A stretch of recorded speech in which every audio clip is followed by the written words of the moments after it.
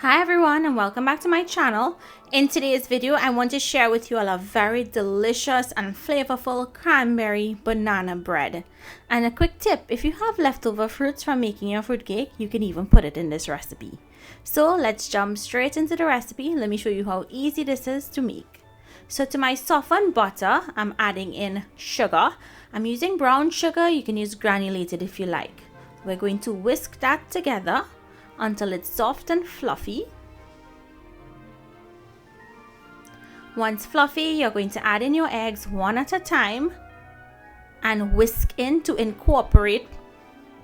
And once that first one has been whisked in, you're going to add the second.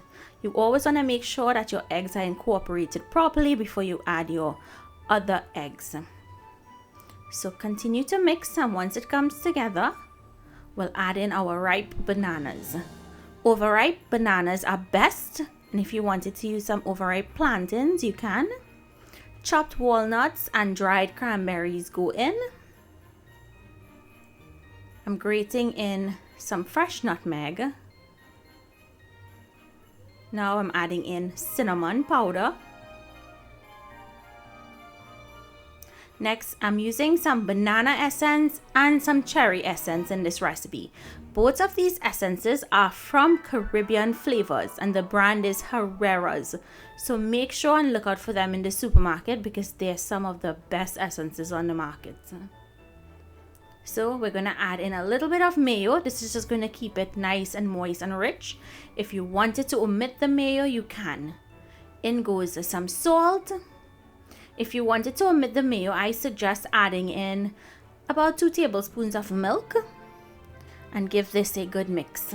Once it's been mixed in, we're going to add in our flour, and I'm using all-purpose flour. Next goes in baking powder and baking soda. The baking soda gives it a really nice crumbly texture.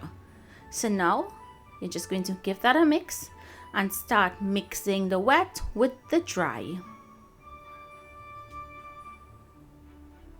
Don't over mix it, guys. Once it starts to come together, stop.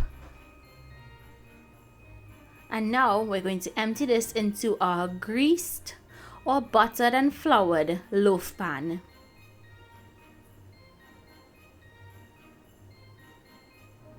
So smoothen out the top to make sure that it's even, and then we bake it 350 degrees Fahrenheit for 1 hour and 10 minutes or until a skewer comes out clean. When it's done, take it out of your oven, allow it to cool down, and then you can take it out of your pan and time to slice. Look how amazing it looks on the inside. Those dots of cranberries in there, they're so delicious. So I hope you guys enjoyed this recipe.